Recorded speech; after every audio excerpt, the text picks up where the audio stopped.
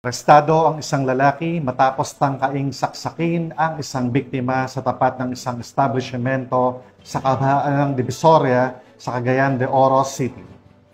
Pinatutunayan ng insidenteng ito ang kahalagahan ng presensya ng mga otoridad sa mataong lugar. Ang agarang pagresponde ng pulisya ay naging susi sa pagpigil ng krimen. Ang buong detalye ng balita mula kay Patrolwoman Sara Vem Batomalaki.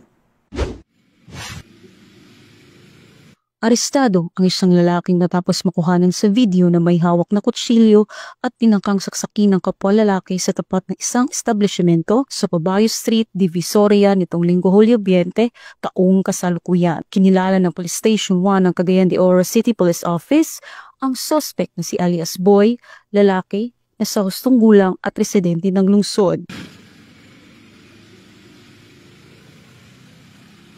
Sa inisyal na investigasyon ng mga operatiba, lumalabas na ang suspect at biktima ay magkapatid.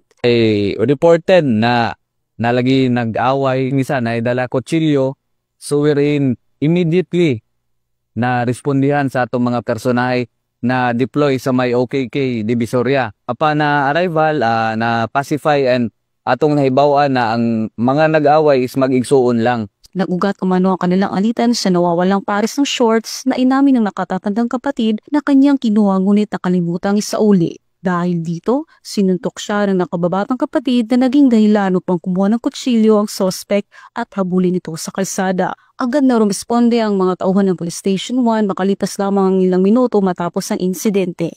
Alinsunod sa direktiba ni Chief PNP na dapat maagapan ng anumang krimen sa loob ng 3 hanggang 5 minuto. And right after na labtan nito na pacify gidala sa station nato para for further questioning sa ila unsay nahitabo. So pag-abot sa station, mula gito magigsuon na sila na damay na wala pagkasinabtanay. Ang magigsuon dayon wala man poy kwan. Nay kutsilyo however walay kwan, walay nasamdan.